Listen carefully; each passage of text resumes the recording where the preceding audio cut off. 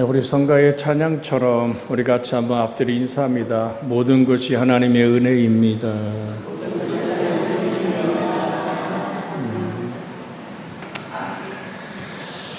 국률의 신앙을 갖기 위한 4가지 태도라는 제목을 붙여봅니다. 오늘 여러분, 우리가 하나님을 찬양할 수 있고 감사할 수 있다는 것이 얼마나 귀한 일인 줄 아십니까? 주님이 말씀했던 그 부자가 나사로의 손끝에 한 방울 물을 적셔 가라녀를 적셔 달래듯이 이번에 목회자들이 모여 함께 은혜 나누는데 저 북녘 땅에 들어가서 늘 오늘 복음을 전하고 그렇게 예수를 알리는 목사님이 참석하셨었죠. 정말 가슴이 찡한 얘기가 뭔지 압니까? 그 양로원 같은 지역에 중국의 그 모든 물품은 받으니까요. 가서 물품을 가져가고 그렇게 식탁을 나누고 할 때에 거기에 있는 노인들이 얘기하는 거예요. 그거 안 합니까? 그거 안 합니까? 기도하라는 얘기죠. 대놓고 예수님의 이름으로 기도한다는 말을 꺼낼 수 없는 그들이 마치 가라녀를 적시듯이 중국에서 들어온 오늘 조선종 목사의 하나님을 향한 간절한 그 기도 속에 마음을 담고 그 기도 속에 이야기하는 예수님을 만나고 싶은 그들의 절절한 심정을 오늘 갔다 왔던 우리 김 목사의 얘기를 들으면서 하나님, 언제 저 북녘 땅에 예수 그리스도의 생명이 푸른 계절이 오겠습니까? 하나님 도와주시옵소서. 같은 동포지만 사실 그렇잖아요. 60대, 70대, 80대는 이 길 공감하지만 50대만, 40대만 돼도 통일 그게 뭐 그렇게 대단한 것이냐. 그냥 갈라진 대로 사는 것이 어쩌면 지금 대한민국 모든 사람들의 정서가 아닐까요? 대학생들, 중고등학생들 물어보십시오. 통일이 뭐 아득히 멀리가 있습니다. 그러나 우리의 가슴을 울리는 한 가지 이야기는 내가 이 복음을 전하지 아니하면 내가 화가 미칠 것 같은 그 절절한 마음이 우리를 가슴 아프게 하고 복음 전할 수 있는 열정을 갖게 하시는 줄로 믿습니다. 그래서 사람의 가치는 사랑할 때 나타난다라고 우리가 저번 주에 같이 나눴지요. 사실 작은 국률이 있고 큰 국률이 따로 있겠습니까마는 최대의 국률은 영혼 구원에 있습니다. 그 영혼이 지옥 갈 것을 생각하고 잠 못 이루고 통곡하는 심정을 가진 그 국률 말입니다. 감옥에서 두들겨 맞고 그렇게 정말 유일하신 참 하나님과 우리 주 예수 그리스도를 아는 것이 영생이기에 귀신 들려 점치던 여인의 소리쳐 말하는 게 뭡니까? 저희들은 하나님의 종으로서 구원의 길을 너에게 알린다고 말하지만 사실 귀신이 복음을 도와줄 리는 결단코 없거든요. 그 귀신 들린 점치는 여인이 얘기했던 것은 전 로마를 지배하고 전 오늘 빌립보 지방을 감싸는 제우스 신을 가리켜 말하는 거거든요. 저는 제우스라는 우리가 믿는 신의 아들이라고 얘기하지만 바울은 그 소리가 너무나도 거슬리고 아파서 소리쳐 말합니다. 그리스도 예수 이름으로 명하노니 그 더러운 귀신아 점치는 귀신아 여인에게서 떠날지어다라고 명령할 때 귀신은 떠나가고 더 이상 점치지 못하는 이 여인의 이야기. 그래서 엄씩 가두고 왜? 돈이 안 생기잖아요. 점치는 종을 부려먹던 주인들이 생각할 때 이 돈벌이가 안 돼요. 그러니까 어떡합니까? 우리 로마인이 받지 못하는 절한다고 그들을 감옥에 가두고 두들겨 패고 굶기고. 여러분 정말 바울이 가는 곳마다 그곳에 의도맞고 감옥에 갇히려고 간 게 아니잖아요. 사실 그 바울과 실라는 로마 시민권을 가진 사람입니다. 바울은 날 때부터 로마 시민입니다. 재판 없이 그렇게 두들겨 패고 감옥에 가둔다는 게 불법이거든요. 맞기 전에 자기가 로마 시민증을 드러냈더라면 두들겨 안 맞아도 돼요. 감옥에 안 가도 돼요. 그럼에도 불구하고 그들이 그 모든 수모와 아픔을 감내한 이유가 뭡니까? 주의 성령이 마게도냐 사람의 손짓을 통해서 우리를 와서 도우라. 네가 가진 신분이 아니라, 네가 가마니엘 지파에서 공부한 어떤 그 지적인 실력이 아니라, 네가 가진 돈이 아니라 내 가슴 속에 있는 예수를 달라는 소리거든요. 오늘 사랑하는 여러분, 최대의 국률의 사람, 우리가 정말로 주 예수를 믿어라, 그러면 너와 네 집이 구원을 얻으리라는 이 바울의 외침이 여러분과 저희 외침이 되어지기를 주 예수의 이름으로 축복해 드립니다. 시편 103편 1절에서 4절에 내 영혼아 여호와를 송축하라. 내 속에 있는 것들아 다 그의 거룩한 이름을 송축하라. 내 영혼아 내 여호와를 송축하며 그 모든 은택을 잊지 말지어다. 그가 내 모든 죄악을 사하시며 내 모든 병을 고치시며 내 생명을 파멸해서 속량하시고 인자와 긍휼로 관을 씌우시며 라는 말씀이 시편 103편 1절에서 4절에 있습니다. 그가 내 모든 죄악을 사하시고 내 모든 병을 고치시고 내 생명을 파멸해서 구속하시는, 속량하시는, 죄의 값은 사망이라 그 사망의 값을 당신의 몸을 깨뜨려 피를 쏟아서 예수 그리스도, 그걸 오늘 정말 우리에게 전하시는 성령 안에서 우리는 예수 그리스도를 만나는 은혜가 있기를 주의 이름으로 소원해 드립니다. 인자와 긍휼로 관을 씌우시는 하나님의 끝없는 사랑, 하나님의 끝없는 은혜가 여러분과 저를 붙들 줄로 믿습니다. 우리 총주제가 뭡니까? 마태복음 5장 7절에 긍휼히 여기는 자는 복이 있나니 저희가 긍휼히 여김을 받을 것이니, 우리들의 실제 생활에서 수없이 경험하는 일이 아닙니까? 그저 그거 있지 않습니까? 라는 그 애절한 예수 그리스도의 이름의 기도, 그들은 할 수 없는 기도. 여러분 이걸 아십니까? 저 북녘 땅에 수없이 마음속에 예수를 영접하더라도 예수 그리스도를 입으로 고백할 수 없는 아픔의 그 소리들, 여러분과 저에게 정말 영혼의 피가 흐르는 은혜가 있기를 주의 이름으로 소원해 드립니다.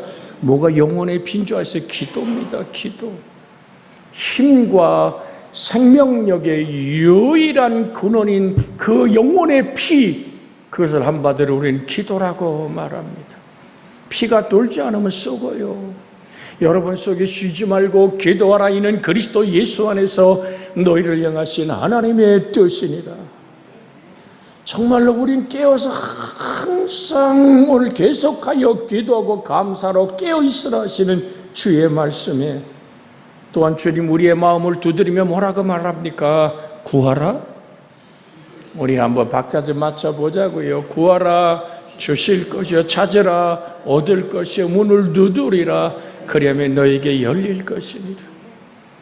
하나님 볼 때 얼마나 여기 서 있는 종이나 여러분이 얼마나 하나님 보기 악합니까? 주님 그래서 말씀하는 건 너희가 악한 자라도 자식에게 좋은 걸 줄 줄 알거든 하물며 하늘에 계신 너희 아버지께서 좋은 것으로 내게 주지 않겠느냐. 월요일날 그 교회 지하실로 들어가서 여러분 강의를 계속 하지만 그 작은 내 방에 갇혀서 아침에 책을 읽고 여러분의 이름을 부르며 기도하면서 때로는 마음의 말이에요. 충동이 일어날 때도 있죠. 뛰쳐나가고 싶어서 한 주간을 갇혀 있는데도 그 갑갑함이, 그러면서도 모여온 목회자들의 숨죽이는 기도들, 그들의 간구가 뭔지 아십니까? 주님 안전을 지켜주시옵소서. 자기들이 발각되면 안 되기에 저 단동에 큰 압록강이 흘러넘쳐서 신의주 쪽은 완전히 물바다가 돼서 우리의 단동에서 있는 그 홍 목사가 여러 가지 시련과 아픔이 있다 그래서 정말로 기도하며 기다렸거든요.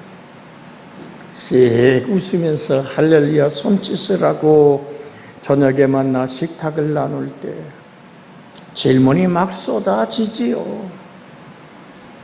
여러분, 무슨 얘기를 드립니까?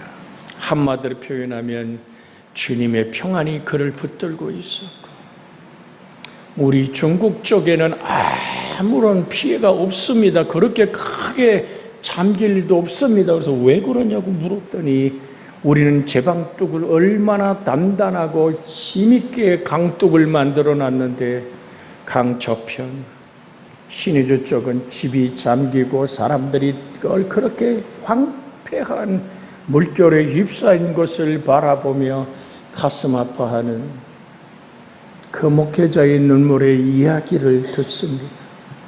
오늘 사랑하는 여러분, 하나님의 은혜로 하나님이 주신 긍휼의 열매가 여러분과 제 속에 언제까지 존속해야 될까요? 십자가의 보혈의 피 쏟음이 부활하신 주님 안에서 우리에게 다가와 부활의 놀라운 증거가 이룰 뿐 아니라 십자가에 달신 예수님의 보혈의 능력은 주님이 재림할 때까지 우리가 아버지의 영광의 나라에 들어가는 순간까지 십자가의 긍휼의 사랑은 우리에게 유효한 것. 그래서 드려봅니다.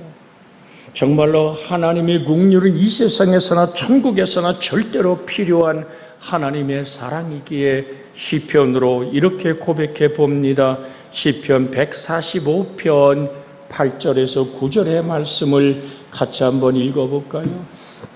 시편 145편 8절에서 9절, 미리 못 찾으면 이미 화면에 떴습니다. 여호와는 은혜로우시며 긍휼이 많으시며 노하기를 더디하시며 인자하심이 크시도다. 여호와께서는 모든 것을 선대하시며 그의 지으신 모든 것에 긍휼을 베푸시는도다. 그의 지으신 모든 것에 하나님의 애달픈 사랑. 다시 한번 긍휼을 우리가 이해하는 언어로 말씀을 드리면 아이가 몹시 아팠잖아요. 여러분, 아들이 아플 때하고 손주가 아플 때하고는 가슴이 아픔이 다르더라고요. 정말로 그 아이가 다시 일어나서 열이 내리고 일어서 걸으며 그저 천진난만하게 웃고 그렇게도 행복한 웃음을 기다리고 그 아이가 소생하기를, 그 아이가 새롭게 일어나기를, 정말 건강하기를 바라는 그 마음이 긍휼이거든요. 하나님 나를 지으셨고 하나님 나를 세상에 보내셨고 하나님 나를 오라 부르시면 그 순간이 어디든지 우리는 아버지 앞에 이뤄야 됩니다. 그래서 하나님의 성품을 가지신 예수님의 긍휼의 정을, 그 정말로 결국은 십자가의 지극한 긍휼을 보이신 그 하나님 그리스도의 긍휼, 십자가에서 완연히 보여지는 예수님의 긍휼을 여러분 이사야 53장 4절 5절엔 이렇게 말하고 있잖아요. 그는 실로 우리의 질고를 지고 우리의 슬픔을 당하였거늘 우리는 생각하기를 그는 징벌을 받아 하나님께 맞으며 고난을 당한다 하였노라. 주님이 걸머지고 갔던 그 질고와 그 슬픔, 그러면서 5절에 이렇게 말합니다. 그가 찔림은 우리 허물 때문이요 그가 상함은 우리 죄악 때문이라. 그가 징계를 받음으로 우리가 평화를 누리고 그가 채찍에 맞음으로 우리는 나음을 받았도다. 주님이 우리에게 베푸신 이 치료와 긍휼, 그래서 드립니다. 우리 자신이 하나님의 긍휼을 입었다는 것을 깊이 묵상하며 생각하고 또 되뇌어 보는 것이 긍휼의 신앙을 갖기 위한 첫 번째의 오늘 우리의 묵상이 되어져야만 될 줄로 믿습니다. 전에는 우리도 다 그 가운데서 우리의 육체의 욕심을 따라 주님의 육체와 마음이 원하는 것을 하여 바른 일과 같이 본질상 진노의 자녀였더니 공정권세 잡은 자를 따랐고, 그렇게 해서 우리 속에 역사하던 악한 영의 역사의 열매가 뭡니까? 도둑이 오는 것은 도둑질하고 죽이고 멸망시키는 거 아닙니까? 주의 은혜가 우리를 붙들어 주시는 그 평안이 있기를 주의 이름으로 소원해 드립니다.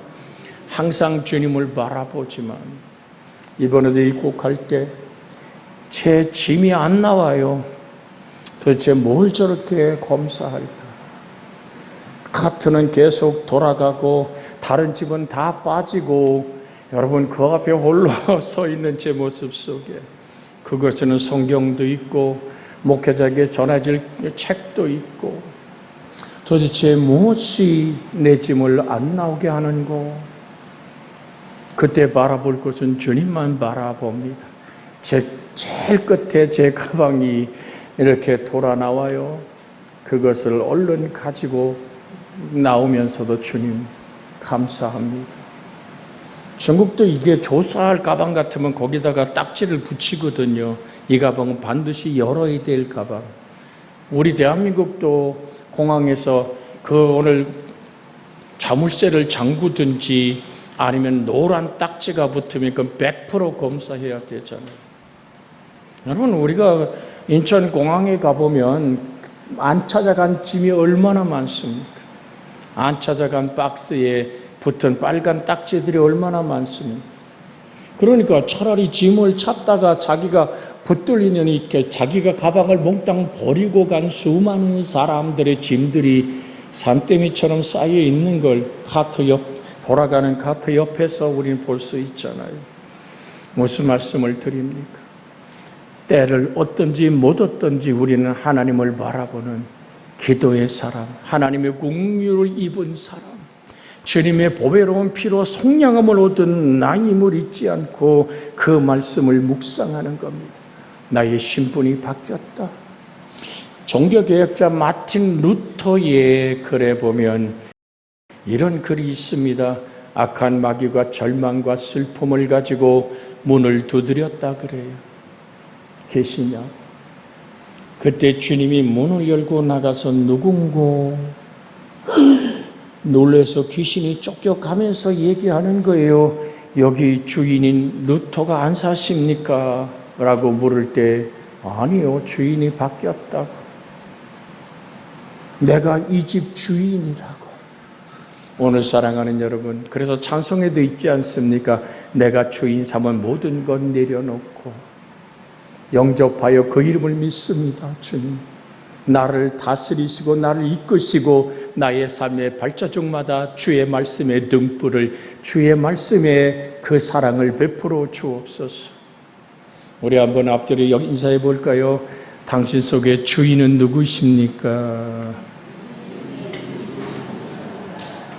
네. 뭔 얘기인지 모르는 것 같아.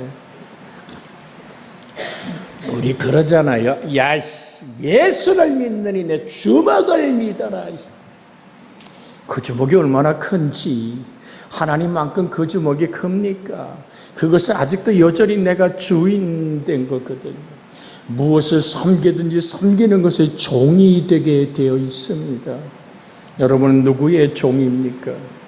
여러분, 예수 그리스도를 믿는 믿음의 교회에 나와서 예배함이 하나님을 위한 예배입니까? 나를 위한 예배입니까? 여기서부터 우리는 정돈되어져야 될 줄로 압니다. 예배는 하나님을 위한 것입니다. 로마서 12장 1절의 말씀을 함께 한번 읽습니다. 무엇을 묵상해야 될까요? 로마서 12장 1절에 있는 말씀 같이 우리가 화면에 떴습니다. 읽습니다. 그러므로 형제들아, 내가 하나님의 모든 자비하심으로 너희를 권하노니 너희 몸을 하나님이 기뻐하시는 거룩한 산제물로 드리라. 이는 너희가 드릴 영적 예배니라. 오늘 찬양 경배 시간에 자세히 오늘 이 말씀을 다루겠습니다만은 우리의 예배는 나를 위한 예배가 아니라 하나님을 위한 예배라는 사실을 잊지 마십시오. 기도는 하나님과 나의 교제로 시작하여 하나님의 영광을 드러내는 것입니다. 같이 합니다. 기도는 하나님과 나의 교제요, 하나님의 영광을 드러내는 것입니다. 그러니까 내가 성공하든 실패하든 건강하든 병들든 내가 정녕 하나님이 주신 그 이름이 존귀케 될 수 있다면 우리 바울처럼 노래하는 겁니다. 이 가시를 좀 뽑아주세요. 몸에 박힌 말뚝의 아픔이, 여러분 가시라는 말이 손톱 밑에 박힌 가시 얘기하는 게 아니잖아요. 무슨 얘기입니까? 스콜로푸스 사르키라고 말하는 이 가시라는 말은 몸에 장날이 박혀 있다는 겁니다.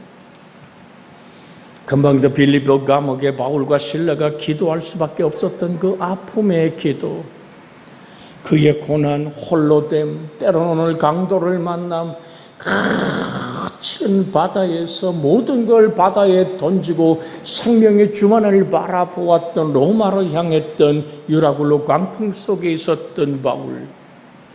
그런데 말이에요, 그 순탄함과 평안함이 아닐지라도 내 은혜가 내게 족하다고 말할 때 바울은 도리어 기뻐하며 자기의 약함을 자랑했지요. 뭘 발견하고 싶은 거예요? 내 안에 사는 이가 그리스도임. 지금도 하나님이 나의 인생을 붙들고 영광 받으심을 찬양하는 거죠. 이렇게 좀 깊이 있고 수준 깊은 기도가 여러분과 저의 묵상이 되어지기를 주의 이름으로 축복해 드립니다. 주인이 바뀐 묵상 말이죠. 시편 103편 13절로 14절을 조금 더 들어가 보면 아버지가 자식을 긍휼히 여김같이 여호와께서는 자기를 경외하는 자를 긍휼히 여기시나니 이는 그가 우리의 체질을 아시며 우리가 단지 먼지뿐임을 기억하심이로다. 시편 103편 13절 14절에 하나님은 나의 뭐를 하신다고요? 화면에 조금 비춰주시기를 원합니다. 한번 읽어볼까요? 아버지가 자식을 긍휼히 여김같이 여호와께서는 자기를 경외하는 자를 긍휼히 여기시나니 이는 그가 우리의 체질을 아시며 우리가 단지 먼지뿐임을 기억하심이로다. 여러분, 우리가 얼마나 하나님 앞에 변덕을 떱니까? 조금만 힘들고 아프면 울고 불고 주님, 근데 화장실 갔다 오면 잊어버리는 것처럼 내가 해결이 되고 문제가 정돈이 되면은 새벽에 그 얼굴이 안 보여요. 길을 가다가도 주님을 부르던 그 입술에서 획바람으로 세상 유행가 노랫가락이 나올 때도 있잖아요. 참 우리가 정말로 하나님을 사랑합니까? 우리의 체질을 아시는 거예요. 우리가 먼지와 뒷거림을 기억하시는 거예요. 그래도 하나님의 사랑은 어제나 오늘이나 영원토록 동일하게 우리를 향하여 바라보고 계시는, 아버지가 뭐라 그래요? 아버지가 자식을 긍휼히 여김같이 여호와께서 자기를 경외하는 자를 긍휼히 여기시나니, 할렐루야. 여호와를 경외하는 자에게는 의로운 햇살이 떠올라 치료하는 광선을 비추리니 너희가 외양간에서 나온 송아지같이 뛰리라 하시던 주의 말씀. 여러분과 저는 지금 긍휼함을 입은 자 아닙니까? 뭘 묵상합니까? 우린 1만 달란트 빚진 자와 100데나리온 동간의 멱살을 틀잡은 종의 이야기를 합니다. 여러분, 무엇을 성경은 우리에게 말합니까? 빚진 자의 아픔, 정말 힘든 거거든요. 1만 달란트, 제가 늘 드려요. 주인이 그걸 감당했단 말입니다. 그 1만 달란트는 6천 데나리온이에요. 무슨 얘기냐면 그 1만 달란트를 갚으려면 장정이 20년을 일해야 갚을 수 있는 돈이라고요. 그렇다면 10달란트는 200년을 일해야 돼요. 여러분, 이게 거기다 1만 달란트입니다. 100달란트만 해도 얼마입니까? 2000년을 일해야 갚을 수 있는 돈이에요. 1만 달란트라고요. 이건 인간의 모든 것을 다 줘도 갚을 수 없는, 이제 자기가 자자손손이 감옥에 갇히고 종이 되어 살아야 될 운명 앞에 주인은 간절히 비는 그를 긍휼히 여겨서 사하여 줍니다. 내가 진 빚을 내가 감당하마. 힘있게 살아봐. 나오는 순간에 자기에게 100데나리온 빚진 자, 여러분 생각해 보세요.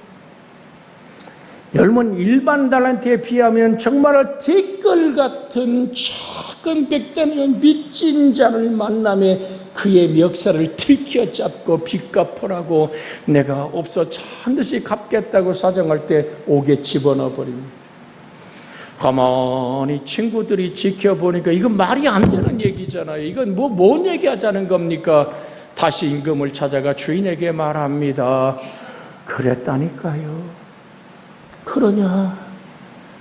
그래서 마태복음 18장 32절과 34절에 이에 주인이 그를 불러다가 말하되 악한 종아, 내가 빌기에 내가 내 빚을 전부 탕감하여 주었거늘 내가 너를 불쌍히 여긴 것 같이 너도 내 동료를 불쌍히 여김이 마땅하지 아니하냐고 주인이 노하여 그 빚을 다 갚도록 그를 옥졸애들에게 넘기니라. 그가 평생의 몸을 어느 집의 노예가 되어 산들 자자손손이 1만 달란트를 어찌 갚는단 말입니까? 다른 사람을 긍휼히 여기는 것은 하나님의 긍휼을 입은 자가 마땅히 해야 할 일인 줄로 믿습니다. 그래서 우리가 첫 번 묵상할 말씀이 내가 누구였던고? 죄의 종이요 공중곳에 따르는 자요 맺히는 손다는 열매마다 죽이고 썩고 병드는 것뿐인데 내가 주님을 영접하는 순간 도적놈의 손에서 벗어나 죄와 사망을 이기신 예수 그리스도의 십자가의 은혜로 주님이 강림하는 그 순간에 내가 하나님의 긍휼함을 입는 구원받은 자의 그 긍휼, 그래서 드립니다. 긍휼을 심으면 긍휼의 열매를 거두게 되어 있습니다. 긍휼은 인간을 사랑하는 하나님의 마음입니다. 은혜가 죄의 가운데 있는 사람에게 베푸는 하나님의 애정이라면 긍휼은 죄의 결과를 비참함 속에 상태 속에 놓여 있는 그 아픔을 사랑하는 또 하나의 자비임을 잊어서는 안 됩니다. 끝으로 여러분에게 한 말씀 들려드리고 다음 주에 더 깊은 말씀으로 나누길 원합니다. 잠언 19장 17절입니다. 긍휼을 심은 자는 긍휼을 거둔다는 말씀이 뭘까요? 잠언 19장 17절 같이 읽습니다. 가난한 자를 불쌍히 여기는 것은 여호와께 구워드리는 것이니 그의 선행을 그대로 갚아주시리라. 내가 정말로 힘들고 아픈 이웃을 내가 받은 사랑으로 또다시 긍휼을 심을 때 그건 하나님께 구워드리는 거야. 같이 기도합니다. 우리에게 하나님의 긍휼한 사랑이 흐르게 하여 주시고 내가 무엇을 묵상하고 무엇을 생각해야 합니까? 나를 향한 하나님의 사랑, 그 우리가 멸절되지 아니고 살아있는 것은 하나님의 긍휼하심을 있기 때문임을 기억하며 내가 베풀지 못한 긍휼의 모습을 돌아보며 간구하기를 원합니다. 회개하기를 원합니다. 주여 자비하신 아버지 하나님, 내 영혼아 여호와를 송축하라. 내 속에 있는 것들아 다 그의 거룩한